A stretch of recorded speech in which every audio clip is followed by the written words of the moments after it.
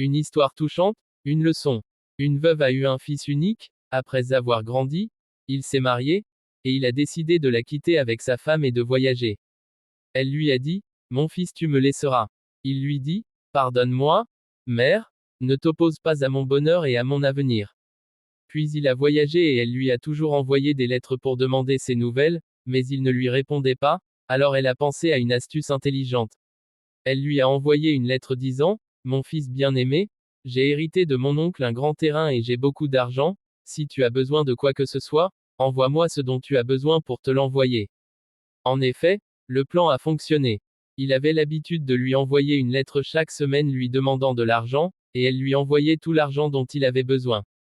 Elle n'était pas triste de la situation de son fils, mais elle était très heureuse parce qu'il lui parlait, même s'il était s'adressant à elle pour son propre intérêt et non par amour et sympathie pour elle, mais elle s'en fichait complètement.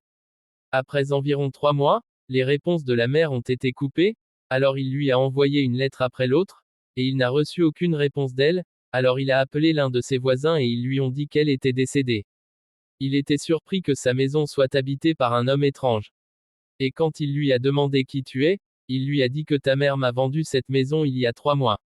Finalement, il a appris de ses voisins que son état s'est aggravé et qu'elle est tombée malade dans ces derniers jours, surtout qu'elle a vendu tous ses biens et meubles dans sa maison puis a vendu la maison, même lorsqu'elle est tombée malade, elle ne s'est pas souciée de sa santé et elle a dormi dans les rues.